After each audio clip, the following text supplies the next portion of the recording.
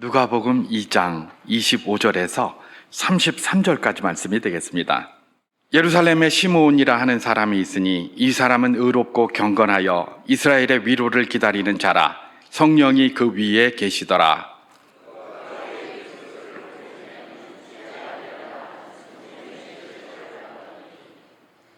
성령의 감동으로 성전에 들어가매 마침 부모가 율법의 관례대로 행하고자 하여 그 아기 예수를 데리고 오는지라.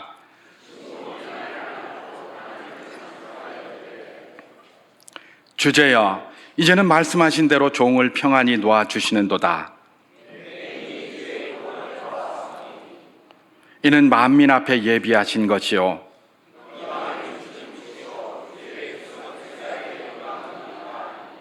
함께합니다. 그의 부모가 그에 대한 말들을 놀랍게 여기더라. 아멘. 아마 들어보신 분들도 계실 텐데 한 40년 전 제 고등학교 이야기를 하면서 메시지를 시작하겠습니다. 40년 전 이야기지만 머리에 이렇게 잘 기억이 나고 남는 것은 그때의 사건들이 제 마음속에 잘 새겨졌기 때문이라고 생각하고, 또 그것이 저에게는 나름 충격적으로 다가왔기 때문에 그런 것입니다. 어떤 사건이 있었느냐? 제가 고등학교 때 기숙사에서 이렇게 있었습니다. 그 기숙사는 뭐 이렇게 여기 우리 경남여고나 이런 데처럼 금요일이 되면 집에 갔다가 이렇게 오는 그런 기숙사가 아니라 한번 들어가면 방학 때까지 그냥 계속 있는 그런 기숙사였습니다. 중간에 휴가를 한번 줍니다. 한 3일 정도 이렇게 휴가를 주는데 그 전에는 계속해서 이렇게 학교에 머물러 있어야 됩니다. 그리고 이제 외박을 가게 되는데, 이제 요즘은 뭐 토요일 날 학교를 안 갑니다만은 그때만 해도 토요일 날 오전 수업을 했습니다. 그래서 토요일 날 오전 수업까지 하고 오후에서부터 주일 날 저녁 6시까지 그때 외박을 가든지, 아니면 외출을 갔다가 그 토요일 날 저녁 6시 이전에 돌아오고 뭐 이렇게 해야 되는 그런 교율이 있는 그런 기숙사 생활을 했었죠. 그 기숙사에는 저하고 같은 방을 쓰는 한 방에 한 12명 정도가 이렇게 들어갔었습니다. 이렇게 큰 군대 내무방 같이 생긴 그런 데서 이렇게 있었는데, 제 옆에서 자는 친구가 있었습니다. 이 친구가 아주 저하고 친한 친구였고 아주 좋은 그런 친구였어요. 그런데 이 친구가 어느 날 외출을 한번 딱 나갔다 오더니 그 다음에는 생전 안 나던, 이 친구가 집이 인천 사람이에요.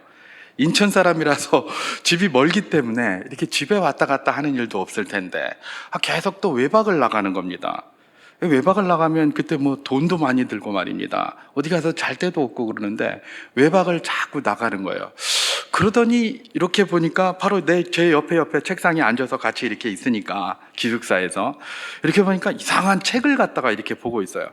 그래서 그림이 막 그려져 있는데 굉장히 무서운 그림, 이런 게 막 그려져 있는 이런 책자들을 자꾸 보더라고요. 제가 나중에 알고 보니까 그게 뭐냐면 그 여호와 증인들이 이렇게 판매하는 파수대라는 파수된 것 같습니다. 그 책이 있는데, 그 책 아마 여러분들도 보셨을 텐데 그림 같은 게 많이 그려져서 갑자기 이렇게 보면 굉장히 무섭게 느껴졌어요. 그런 그림이 있는 책을 늘 보고 그러더라고요. 그러더니 이 친구가 늘 토요일만 되면 외박을 나가고 이제 이렇게 하더라고요. 저는 뭐 그때 교회도 다니지를 않았고 뭐 아무것도 몰랐죠. 그게 뭔지도 모르고 왜 저런 책을 보나. 뭐 저는 보지는 않았어요. 그 친구가 저보고 보라고 이야기도 안 했고 했기 때문에. 그런데 어느 날 새벽에 말입니다, 갑자기 이렇게 잠을 자고 있는데 뭔가 얼굴이 선뜻하는 겁니다. 그래서 이렇게 눈을 딱 떠봤어요. 근데 이 친구가 제가 자고 있는데 앞에서 얼굴을 이렇게 싹 내려다보고 있는 거예요. 등에서 식은땀이 확 흐르면서 말입니다. 이렇게 내려다보고 있으니까 이렇게 침상이 있으면 머리가 이쪽으로 이렇게 돼 있고 여기 이렇게 책상이 이쪽에 있으니까 이쪽으로 왔다 갔다 하게 돼 있거든요. 근데 머리 있는데 이렇게 내려다보고 있어요. 깜짝 놀랐습니다. 뭐가 선뜻해가지고. 그래서 눈을 딱 떴더니 이 친구가 뭐라 그러냐 하면, 희영아, 이제 내가 작별 인사를 하러 왔다, 이러는 겁니다. 그러더니 내가 좀 멀리 가는데 너에게는 작별 인사를 하고 싶어서 이렇게 와서 이렇게 하는데, 그래, 잘 있어라, 이러는 거예요. 근데 얼굴을 보니까 좀 이상해요, 제가 보기에. 그래가지고 제가 옆에 애를 막 깨웠습니다. 옆에 애를 깨워서 야 빨리 가서 사감 선생님 모셔와라. 그랬더니 우리 그때 사감 선생님께서 막 뛰어오셨어요. 그러니 딱 보더니 막 잡고 막 이러시더니 야 도복근 가져와 이러는 거예요. 도복근. 태권도 도복 같은 거 이렇게 훈련하라고 거기 이렇게 있잖아요. 도복근을 가져오라고 그러니까 이제 옆에 있는 아이들이 가서 도복근을 가져왔어요. 아마 요즘은 그랬다가 난리 나겠죠. 뭐 인권 어쩌고 그래서 난리 날 겁니다. 도복근을 가지고 꽁꽁 묶었어요. 얘를 꼼짝 못하게 꽁꽁 묶고 나서 이렇게 해가지고 그 사감실로 데리고 갔어요. 이제 우리가 데리고 이렇게 가가지고 사감실에서 이제 막 취조를 많이 하신 것 같아요. 그러더니 이 친구가 그때부터 외출해박 금지를 당했어요. 외출해박 금지를 당했는데 한 달 정도 몸부림을 치면서 못 견뎌 하더라고요. 자꾸 나가고 싶어서 외출해박을. 아마 이 선생님이 이제 그걸 보면서 얘가 여기 이상한 여기에 빠져가지고 이렇게 하고 있구나라는 걸 간파한 것 같아요. 그래서 꼼짝을 못하게 막 도복근으로 묶어놓고 그러더니 아예 외출해박 금지해버리고 토요일만 딱 되면 그냥 딱 묶어가지고 다시 거기다가 앉혀놓고 막 이렇게 하더라고요. 그러더니 한 달쯤 지나니까 그게 싹 없어졌어요. 처음에는 막 몸부림을 치면서 가야 된다고 그러고 난리를 쳤는데 그렇게 꽁꽁 묶더니 야 그렇게 하더라고요. 혹시 이런 거 하면 뭐 이상한 데 간다고 꽁꽁 묶으면 안 됩니다. 요새는 그렇게 했다가는 큰일 납니다. 이 선생님이 이런 분이었어요. 이런 분이었는데 이 선생님과 아주 재밌는 에피소드가 하나 있습니다. 그게 뭐냐면 제 바로 옆에는 부산의 거성중학교를 다니던 친구였는데 그 친구가 하나 있었어요. 이 친구가 거기에다 뭐를 붙여놨냐, 무슨 격언들, 뭐 속담 이런 것들, 뭐 명언들을 많이 붙여놨어요. 이 책상에다가. 근데 이제 그 말씀 중에 무슨 그 명언이 하나 있었냐면 늦었다고 생각할 때가 가장 빠르다라는 것이었어요. 늦었다고 생각할 때가 가장 빠르다. 여러분 그거 많이 봤죠? 그런 명언 많이 있어요. 늦었다고 생각할 때가 가장 빠르다라는 그 명언이 주는 암시하는 게 뭡니까? 뭐 뭐든지 지금 시작해라. 늦지 않았으니까 빨리 시작해라라는 그런 명언이었어요. 그래서 이제 그때 듣는데 저도 그거 그때 처음 본 그런 명언이었는데 그걸 또 갑자기 어느 날 딱 붙여놓은 거예요. 그 전날까지만 해도 없었어요. 근데 얘가 무슨 마음의 동요를 받았는지 그걸 하나 딱 붙여놓은 거예요. 그랬더니 이 선생님이 딱 오더니 점호를 한다고 오더니 그걸 딱 보더니 야! 그러면서 이제 걔 이름을 불러요. 이름을 부르더니 너 늦었다고 생각할 때가 가장 빨라? 야, 그러는 거예요. 그러니까 얘가 아무 말도 안 하죠. 그냥 자기가 그건 자기 말도 아니고 그냥 명언으로 이렇게 알려져 있는 거니까. 그러더니 야, 그러면 빨랐다고 생각할 때는 뭐냐? 야, 늦었다고 생각할 때가 가장 빠르다면 빨랐다고 생각할 땐 날아가겠네? 딱 이러는 거예요. 그 선생님이 고대 철학과 출신이에요. 그러니까 그걸 몰랐을 리가 없죠. 아셨죠? 아셨는데 뭐예요? 말만 붙여놓고 늦었다 하면서도 하지도 않으면서도 자기 위로하려고 늦었다고 생각할 때가 가장 빠르다. 그럼 빨리 시작을 해야죠. 그 명언이 암시하는 것처럼. 근데 하지도 않으면서 맨날 자기 게으름을 그냥 말 한마디에 딱 올려놓고 그냥 그거 쳐다보면서 위로를 받는 겁니다. 늦었다 이러다 그게 가장 빨라? 오케이. 나 늦었는데 해야 되는데 잘 안 돼요. 그래도 가장 빨라? 이건 내일 하자. 이러면서 그거를 보고 이 도전을 받아가지고 움직여야 되는데 하나도 움직이지는 않으면서 그런 명언만 그냥 쓰고 있는 그걸 그대로 지적하신 것이죠. 근데 저는 그때 선생님의 말씀이 맞는 것 같았어요. 왜냐하면 제가 그걸 처음 봤거든요. 선생님 말씀 맞잖아요. 늦었다고 생각할 때가 가장 빠르면 그러면 빨랐다고 생각할 때는 날아가겠네? 그걸 맞잖아요. 그래가지고 제가 그게 남아있는 겁니다, 지금까지. 그때 제가 그걸 맞다고 동의를 했기 때문에. 저도 그랬어요. 선생님이 역시 똑똑하시다. 정말 말씀 잘하시네. 제가 이름 안 되겠습니다. 혹시 또 들을 수도 있어서. 거성중학교 출신이에요. 거성중학교. 말도 안 되는 저런 거 써놓고 말이야. 저걸 표라고 명언이라고 붙여놓고 저러고 있나. 근데 나중에 보니까 그게 명언이더라고요. 명언이에요. 그런데 시간이 지나면서 제가 그걸 보면서 깨달은 점이 있습니다. 제가 굉장한 실수를 했구나, 개인적으로. 왜 그렇습니까?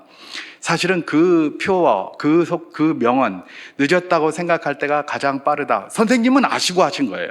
근데 이제 저는 몰랐잖아요. 그러면 그런 어떤 명언의 뒤에 있는 행간을 읽어야 되고, 그 역설적인 말에서 의미하는 바가 무엇인지를 알아야 되는데, 그저 문자 그대로 겉으로 득 드러나 있으니까, 문자가 이렇게 얘기를 하니까 이 말이 안 맞거든요. 어떻게 늦었다고 생각할 때가 가장 빠르노? 그럼 빨랐다고 생각할 때는 뭐노? 예, 이렇게 되는 거죠. 문자 그대로 읽은 것이었죠. 굉장히 수가 낮은 것이었습니다. 뒤에 깨달은 거죠. 그러나 그때는 저도 그 선생님의 말이 맞다고 생각하고, 오히려 친구가 저런 말 붙여놨다고 그러고 이제 막 그랬었거든요. 예, 우리가 세상에서 접하는 많은 명언들 또는 속담들 또는 격언들 뭐 이런 것들은 다 뭡니까? 역설적인 게 굉장히 많고, 그렇기 때문에 그런 것들은 행간을 읽어야 하는 것이죠. 저게 뭘 암시하고 있는가, 저게 뭘 의미하고 있는가, 이런 것들을 암시를 하는 것을, 그걸 읽어낼 줄 알아야 돼요. 특별히 그리스도인은 더 그래야 돼요. 왜 그럴까요? 예, 성경에서는요, 많은 경우 암시하는 게 많아요. 행간을 읽어야 될 게 굉장히 많아요. 왜냐하면 하나님께서 굉장히 역설적이시거든요. 하나님의 이 사역을 가만히 보면 뭐 일반적으로 그렇지 않은 경우도 있지만 아주 중요한 사역들이 굉장히 역설적인 게 많아요. 그렇기 때문에 그 역설적인 것을 이해하기 위해서는 행간을 읽을 줄 알아야 되는 거예요. 행간을 못 읽으면 하나님께서 하시는 일이 이해가 안 돼요. 그럼 하나님이 하시는 일이 이해가 안 되면 어떻게 합니까? 그저 우리 상식대로 모든 것 판단하잖아요. 그러면 하나님의 뜻과는 다른 길을 맨날 걸어가면서도 이게 올바른 길인지 잘못된 길인지를 깨닫지도 못하고 오히려 이상하게 막 행동하는 게 굉장히 많은 것이죠. 그렇기 때문에 우리가 성경을 묵상한다는 말이 뭡니까? 말씀을 보면서 그 말씀이 의미하는 바가 무엇인가, 행간을 자꾸 읽으려고 해야 돼요. 그래서 이전에 어른들이 그랬고, 저도 지금 경험하고 있는 것처럼 20대에 성경 읽는 거, 30대에 성경 읽는 거, 40대에 성경 읽는 거, 50대, 60대, 70대 읽는 게 다 달라요. 경험이 다르니까 행간을 읽는 방법도 다르고요. 그것 때문에 다양하게 그때그때에 맞춰서 하나님께서 그 말씀을 우리에게 주시는 것이죠. 똑같은 말씀이라도 20대에 읽는 말씀하고 60대에 읽는 말씀이 다른 거예요. 왜냐하면 경험이 다르잖아요. 그렇기 때문에 행간을 읽는다는 것은 바로 그거예요. 하나님이 그동안 나에게 주셨던 그런 경험들, 그 여러 가지 그런 지식들, 여러 가지 그런 것들을 복합적으로다가 통합을 해서 읽어낼 줄 아는 것, 그게 바로 무엇입니까? 행간을 읽는 거고, 그것이 바로 무엇입니까? 하나님께서 역설을 많이 이야기하시면서 우리에게 깨닫기를 원하시는 바로 그것이라는 것입니다. 예, 하나님의 이 사역은 역설적인 게 참 많습니다. 그래서 행간을 읽어야 하는 것이죠.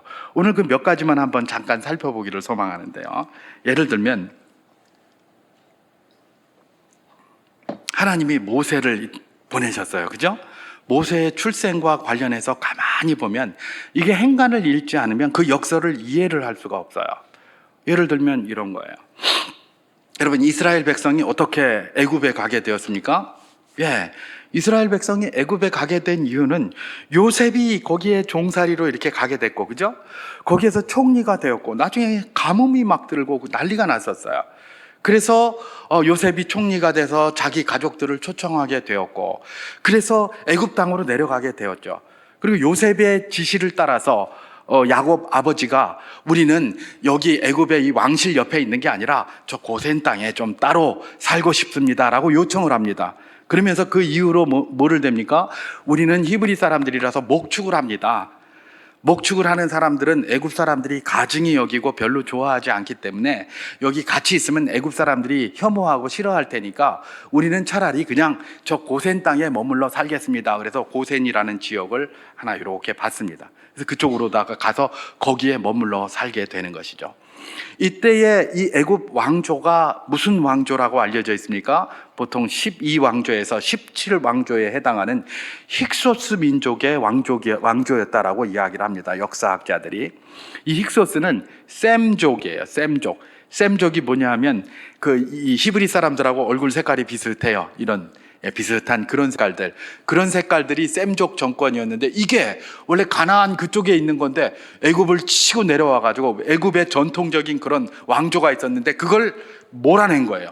몰아서 저기 아프리카 중부 지역으로 쫙 몰아내고 나서 그 위를 차지하고 있었던 것이죠. 그때 이 요셉이 거기에 팔려가게 되었고 거기서 총리까지 하게 된 것이죠. 여러분, 총리가 왜 그렇게 할 수 있었을까? 요셉이 총리를 할 수 있었습니까? 얼굴 색깔이 똑같거든. 자기들하고 똑같아요. 같은 민족이니까 총리를 하는 거지. 그냥 까맣게 이런 색이면은, 색깔이 다르면 그 사람이 총리하기가 그 시대에는 좀 이상하잖아요. 근데 어쨌든 같은 민족으로다가 색깔이 같은 그런 사람들이 거기에 있었던 거예요. 그런데 나중에 요셉을 알지 못하는 왕이 등장하게 됩니다. 요셉을 알지 못하는 왕은 이렇게 밀렸던 이 왕조가 다시 이 힉소스를 북쪽으로 몰아내고 이 애굽 땅을 다시 딱 차지하게 됩니다. 이게 18왕조, 19왕조, 21왕조 여기에 이렇게 해당되는데, 그렇게 쭉 밀어냅니다.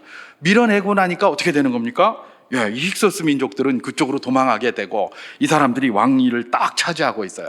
그래서 요셉을 알지 못하는 왕조를 중건한 아모세 1세부터 투트모세 1세, 2세, 3세, 아메노테 이렇게 쭉 연결되는 그런 왕조가 이렇게 생긴 것이죠.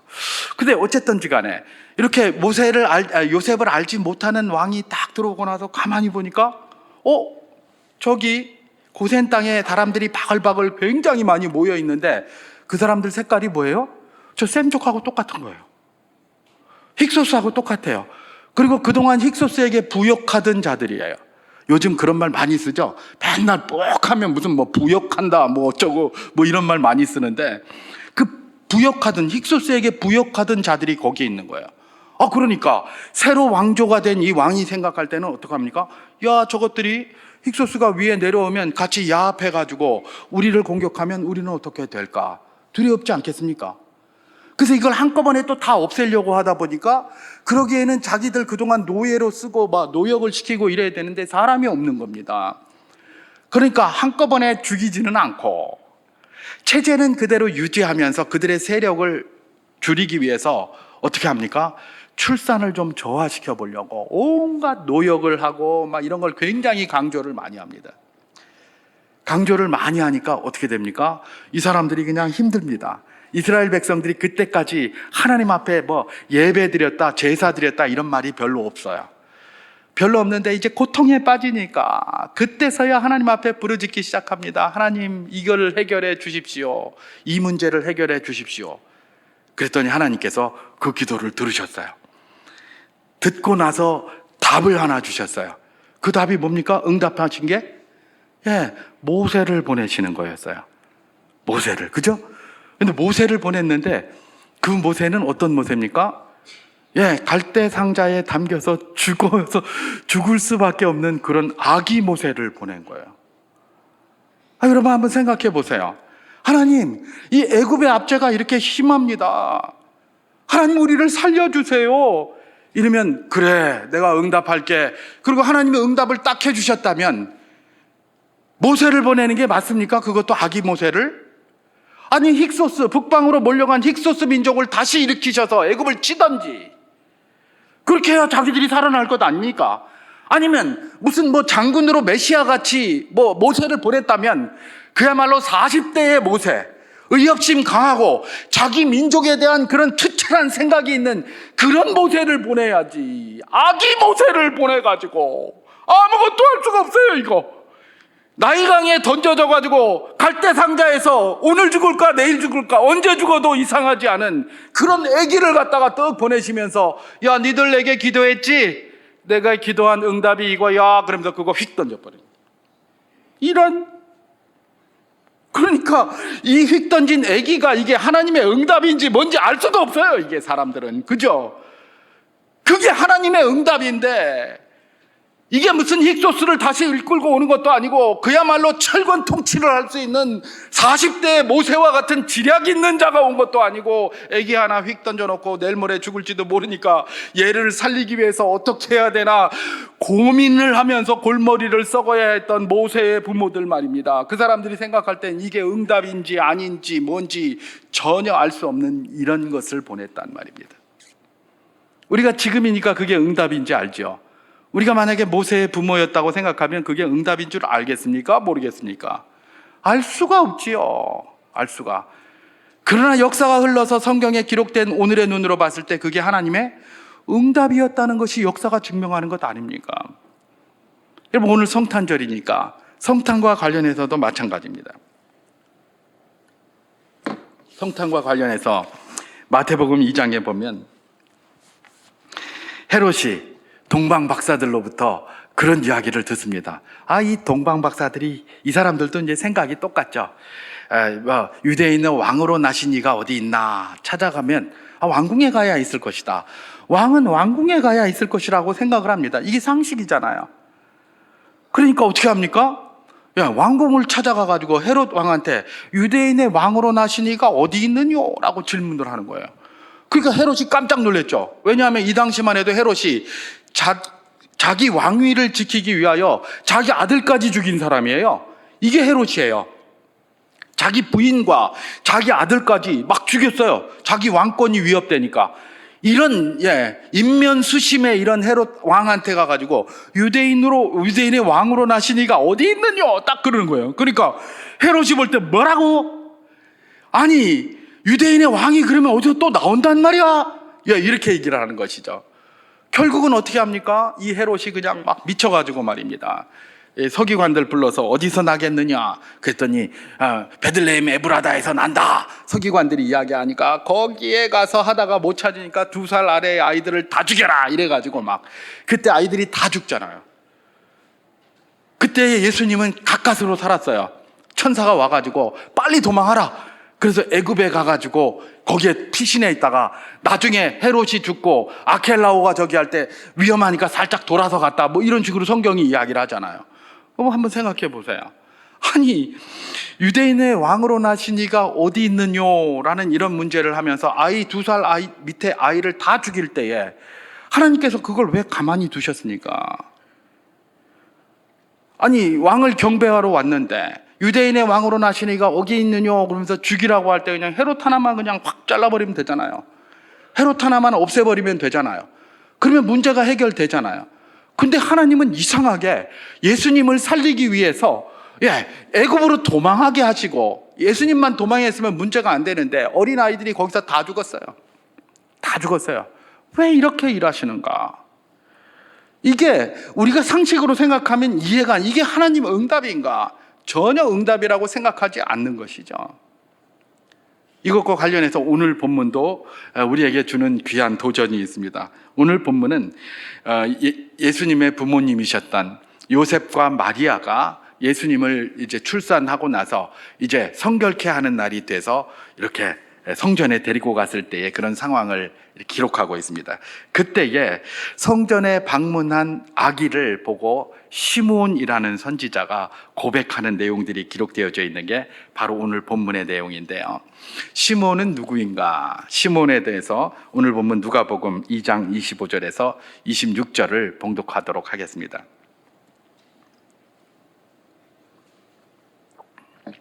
예루살렘에 시므온이라 하는 사람이 있으니 이 사람은 의롭고 경건하여 이스라엘의 위로를 기다리는 자라. 성령이 그 위에 계시더라. 그가 주의 그리스도를 보기 전에는 죽지 아니하리라 하는 성령의 지시를 받았더니, 그렇게 얘기를 합니다. 이 시므온이라는 사람이 있는데 이 사람은 이스라엘의 위로를 기다리는 사람이었다는 겁니다. 여러분, 그 당시에 이스라엘의 위로를 기다리는 게 시므온밖에 없었겠습니까? 이스라엘 사람들이 다 기다렸어요. 다 기다렸어요. 왜냐? 로마 정부의 압제에 있었잖아요. 그리고 그들이 맨날 기다리던 게 뭡니까? 메시아가 오시기를 기다렸잖아요.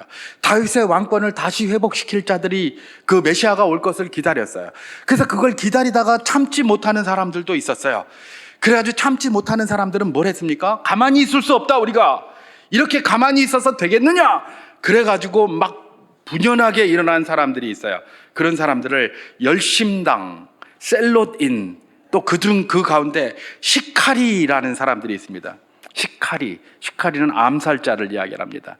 가슴에다가 시칼을 딱 품고 다니는 사람이 시칼인데, 시칼을 딱 품고 다니면서 요인 암살을 하는 거예요. 소위 우리나라에서 이야기하면 독립군들, 독립군들이 뭡니까?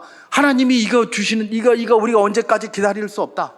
막 우리가 이거 막 진짜 몸으로다가 몸부림치면서 해야 되겠다. 이래가지고 막 움직인 그런 사람들이 있었어요. 그러니까 이 사람들은 그렇게 막 활동을 하고 그러면서도 이스라엘의 위로를 다 기다리고 있었던 것이죠.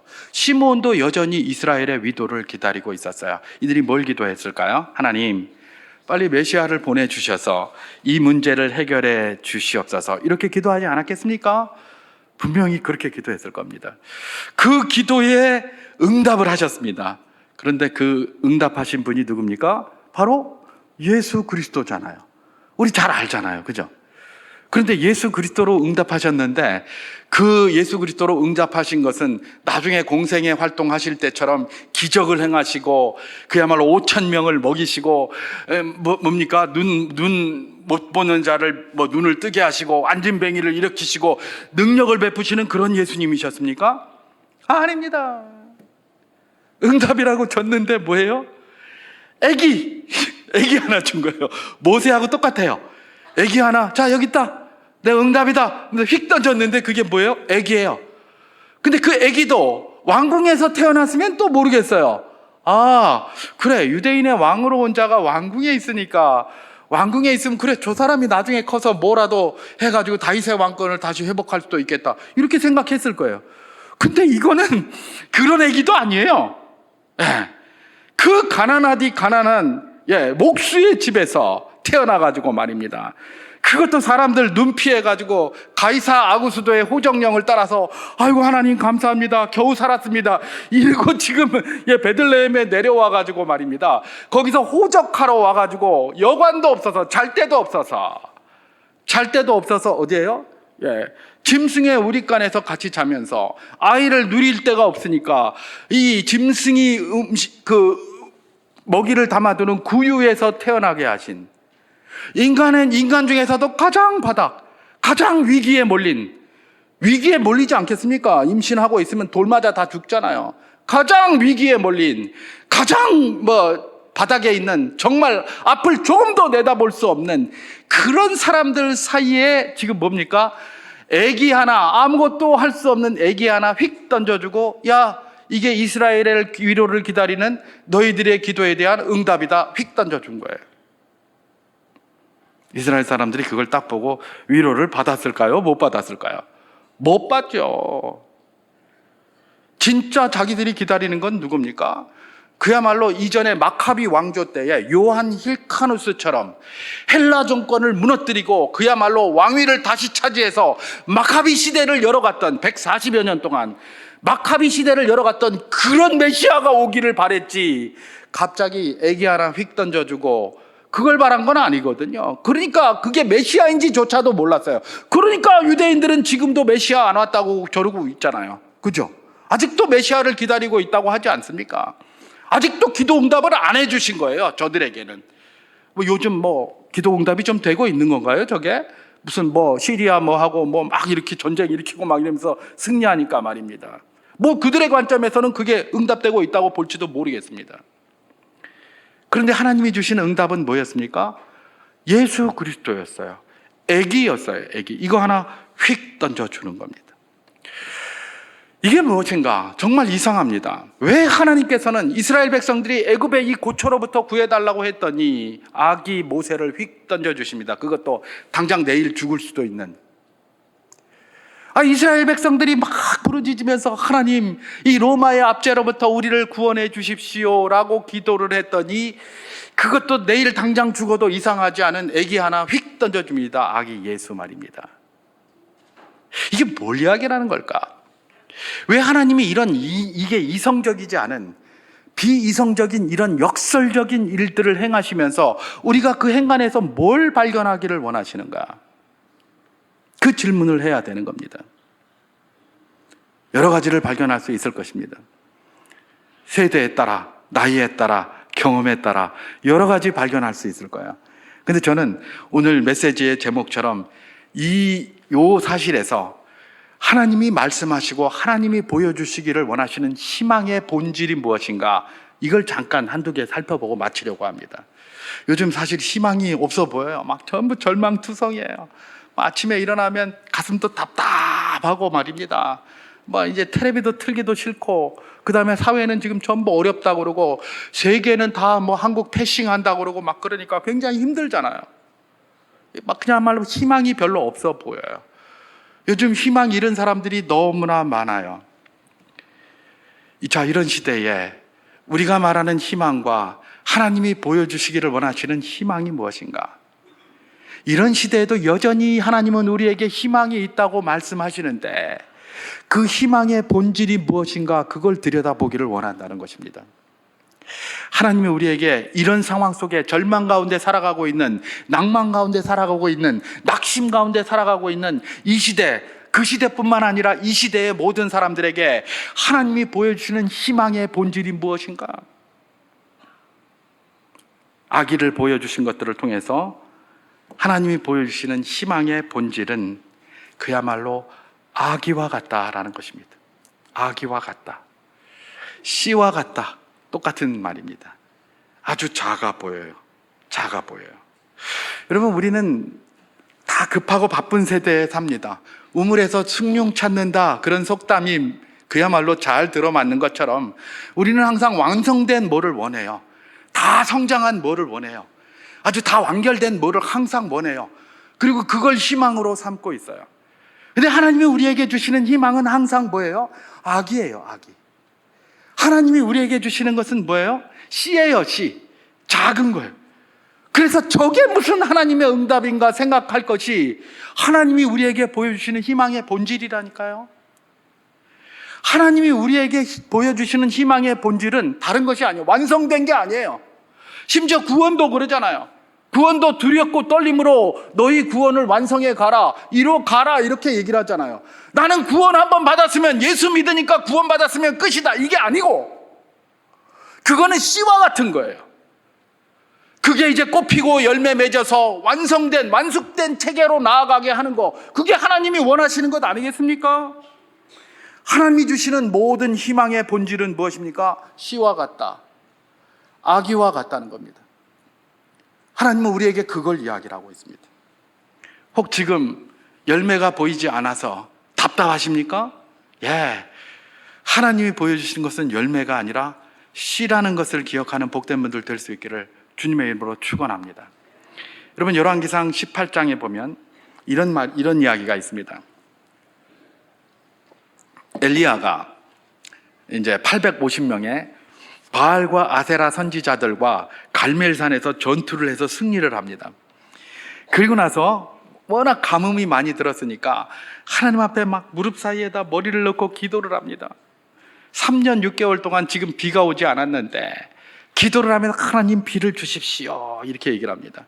그러면서 자꾸 자기 사환한테 가서, 야, 저기 저 산꼭대기에 올라가 가지고 하늘을 좀 바라봐라, 이렇게 얘기를 합니다. 그 바라봐서 혹시 하늘에 구름 기운이라도 있는지, 구름이 끼는지. 지금 3년 6개월 동안 구름이 없었어요. 구름이 끼는지 한번 비의 징조를 한번 봐라라고 보냈어요. 그러니까 처음에 뛰어 올라가서 보니까 아무것도 없어요. 없는데요, 두 번째 또 가세요. 또 갔다 와라. 없습니다. 또 세 번째 또 막 기도하고 갔다 오라. 없습니다. 야, 7번까지 그렇게 해라. 그래서 자기는 계속 기도하고 있어요. 7번 기도가 다 끝난 다음에 딱 올라가 보니까 사원의 눈에 손바닥만한 구름이 하나 딱 보이는 거예요.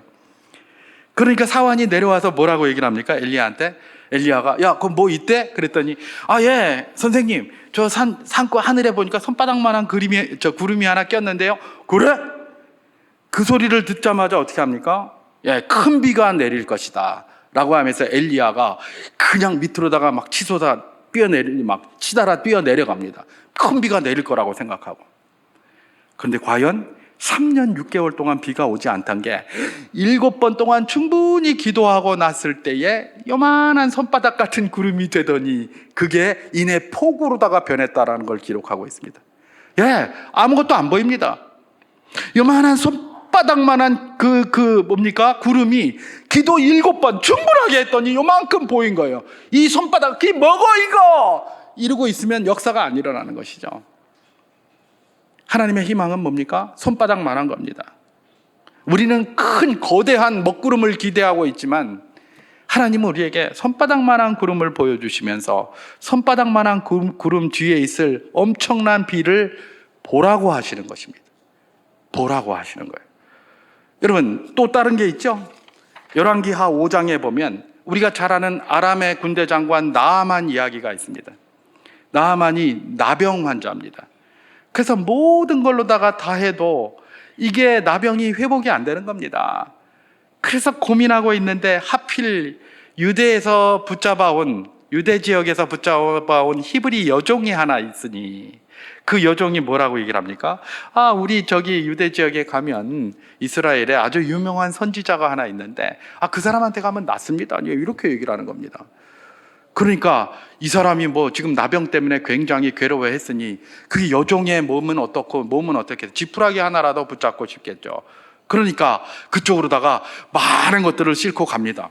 많은 것들을 싣고 가서 엘리사를 찾아가가지고 엘리사를 만나려고 했는데 엘리사가 만나줍니까? 안 만나줍니까? 안 만나줍니다. 안 만나주고 그 나아만한테 저 요단강에 가가지고 거기 7번 씻으라고 해라, 이렇게 얘기를 합니다. 그러니까 이제 나아만이 자기는 그래도 아람의 군대 장관인데 딱 오면 막 버선발로 뛰어나와가지고 맞이해 줄 알았는데 가서 코빼기도 안 보이고 저 요단강에 가서 7번 씻으라고 하니까 화가 나겠습니까? 안 나겠습니까? 그 아람이 요새 시리아입니다. 요새는 시리아가 이스라엘에게 아주 엄청나게 발리고 있습니다만은 그때만 해도 아람이 굉장한 나라였어요. 그러니까 시리아가 막 굉장한 나라였기 때문에 이스라엘은 그냥 잽도 안 되는 그런 상황 아니었습니까? 그런데 어쨌든지 간에 그렇게 하니까 기분이 굉장히 나쁜 거예요. 그래서 돌아가자. 이 자존심 상해서 말이에요. 그래도 내가 아람의 군대 장관인데 무슨 요단강, 저 개천같이 생긴 저런 거 우리 아담에 가면 아르마강과 바르발강 이거보다 더 좋은 데가 천지인데 내가 거기서 찢지 뭐하러 여기 와서 씻노? 그러면서 막 돌아가려고 하죠. 그때 같이 왔던 그 종들이 아이고 장군님 여기까지 왔는데 그거 못합니까? 한번 해봅시다 그냥 그랬잖아요. 그래서 가서 6번째까지 들어왔는데 물속에 들어가서 씻어도 아무 변화가 없어요. 근데 7번 딱 씻으니까 깨끗이 되어 그 피부가 아기와 같이 되었더라. 그게 성경의 증언입니다. 뭘 이야기를 하는 겁니까? 우리에게 항상 하나님이 보여주시는 건 굉장히 역설적이에요. 하나님이 보여주시는 희망의 본질이 뭐라고요? 아주 작은 거예요. 다 완성된 게 아니에요. 나에게 아직 해결되지 않은 것 있습니까? 머지않아 꽃을 필 겁니다. 지금 이 답답한 상황 있습니까? 머지않아 꽃이 필 것입니다. 우리가 그 상황을 붙들고 하나님 앞에 기도해야 돼요. 마침내 하나님께서 꽃을 피우시고 마침내 하나님께서 이 씨가 장성하여 열매 맺게 하실 것이다. 우리가 할 것은 그걸 붙들고 기도하는 것입니다. 그것이 하나님의 희망의 본질임을 알고 그 희망을 붙들고 그걸 붙잡고 사는 것입니다. 그러기 위해서 희망의 본질의 두 번째 특징이 나타납니다. 그것은 믿음을 기반으로 하고 있다는 겁니다. 하나님의 희망의 본질이 씨앗과 같고 아기와 같은 것이기 때문에 이건 믿음으로 기반하지 않으면 보이지를 않아요. 그래서 믿음이 필요한 거예요. 우리에게 믿음이 왜 필요합니까? 하나님의 무슨 응답이 그야말로 완성된 것으로 늘 다가온다면 믿음 없어도 돼요. 그냥 기도했더니 하나님께서 확 밀어주시더라. 그냥 내가 밀어줄게 그러면서 확 밀어주시더라. 그러면 무슨 믿음이 필요하겠습니까? 그죠? 근데 안 밀어주거든요. 떡 보면 맨날 그냥 애기나 하나 휙 던져주고 씨앗이나 하나 휙 던져주고 그러니까 저게 뭐 되겠나 이런 생각이 들거든요. 그러니까 이건 믿음이 없이는 보이지가 않는 거예요. 믿음이 없이는. 그 당시에 많은 이스라엘 사람들이 하나님의 위로를 구했어요. 그런데 그 사람들은 다 그걸 발견하지 못했어요. 그런데 오늘 본문에 나온 시므온 어떻게 이야기를 하고 있습니까? 그걸 본 거예요. 오늘 본문 누가복음 2장 28절에서 32절까지 말씀을 제가 한번 봉독해 보도록 하겠습니다. 시므온이 아기를 안고 하나님을 찬송하여 이르되 주제여 이제는 말씀하신 대로 종을 평안히 놓아주시는도다. 내 눈이 주의 구원을 보았사오니 이는 만민 앞에 예비하신 것이요 이방을 비추는 빛이요 주의 백성 이스라엘의 영광이니이다 하니. 예, 이렇게 얘기를 합니다. 예, 요셉과 마리아가 남루한 모습으로, 예, 그럼 며칠 동안 거기 그 갈릴리 나사렛에서부터 거기까지 걸어왔으니 얼마나 힘들겠습니까? 만삭의 몸을 가지고 말입니다. 게다가 여관에서 잠도 못 자고 씻지도 제대로 못했을 겁니다.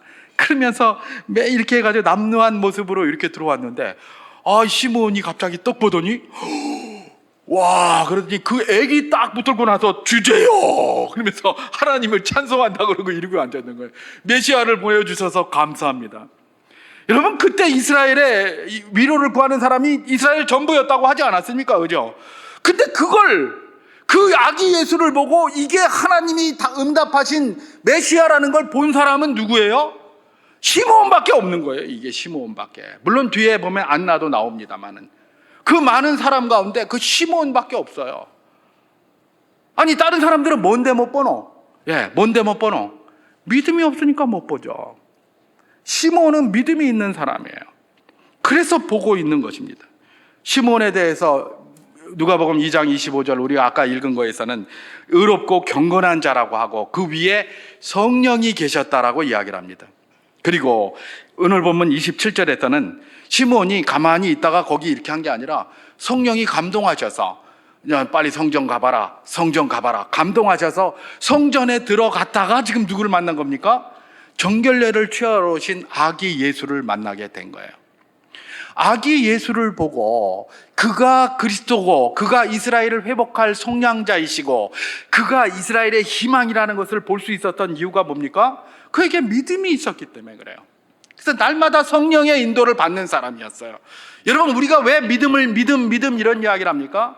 하나님을 믿는 백성은요, 믿음이 없으면 하나님이 뭘 우리에게 베풀어 주시는 유익을 발견하지 못해요. 발견하지 못하면 우리의 믿음이 이게 다 뭡니까? 이게 헛것이에요, 헛것. 하나님이 우리에게 도와주시는 도움, 하나님의 손길, 하나님의 은혜들을 우리가 늘 발견하고 거기에서 감사하고 살아야 되는데 그걸 잘 몰라요. 그걸 잘 모르면 예배도 헛되고 이것도 헛되고 저것도 헛되고 별로 이렇게 유익한 게 없어요. 그러면 그 손길을 발견해야 되는데 그 손길을 어떻게 발견한다고요? 믿음이 있어야 발견하는 거예요. 그래서 믿음을 가져라. 예수님도 와서 믿으라 계속 믿으라고 하는 거예요. 다른 것 때문에 그러는 게 아니에요.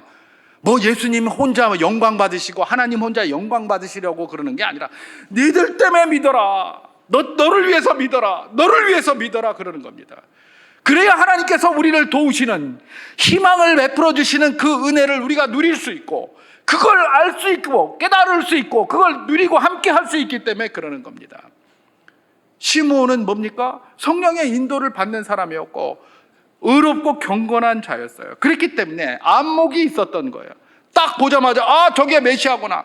딴 사람들은 웬 거지가 애 하나 데리고 와서 정결례 하려고 왔나 보다. 그것도 무슨 정결례 할 때 부자 같으면 좋은 거 소 한 마리 가지고 와서 하고 아니면 양이라도 한 마리 가져와서 할 텐데 비둘기 2마리 들고 와가지고 제일 가난한 자가 들고 온 거 이거 가지고 와서 하자고 하니까 어쩌면 그 안에 있었던 대제사장이나 제사장들도 이 뭐가 또 귀찮아 죽겠네 이런 것도 하나 들고 와서 이랬을지도 몰라요.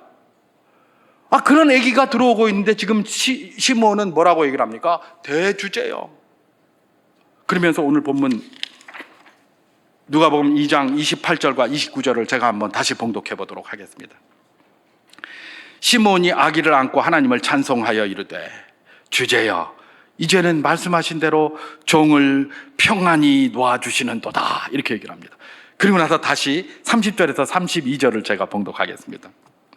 내 눈이 주의 구원을 보았사오니 이는 만민 앞에 예비하신 것이요 이방을 비추는 빛이요 주의 백성 이스라엘의 영광이니이다 하니 이렇게 얘기합니다. 애기 들고 왔는데 딴 사람은 남루에서 아무도 그걸 보지 못하는데 시므온은 그걸 보고 있는 것입니다. 여러분, 하나님의 희망의 본질, 하나님이 보여주시길 원하시는 희망의 본질이 뭐라고요? 악입니다. 씨와 같아요.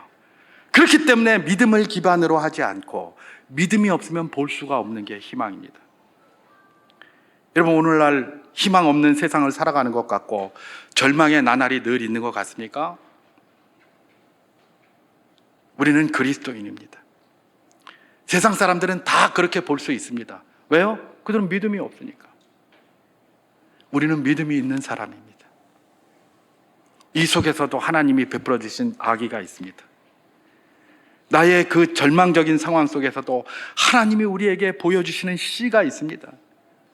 그 씨를 찾는 복된 분들 될 수 있기를 주님의 이름으로 축원합니다. 믿음의 눈으로 이제 그 씨가 만개하여 아름다운 꽃을 피고 아름다운 열매를 맺으실 것이라는 확신을 가지시기를 주님의 이름으로 축원합니다. 그것이 이런 세계, 이런 세상을 살아가면서, 이런 또 절망 가득한 세상을 살아가면서 주의 평화와 주의 은혜와 주의 긍휼을 누리는 복된 삶의 단초라는 것을 잊지 않는 복된 분들 다 될 수 있기를 주님의 이름으로 축원합니다.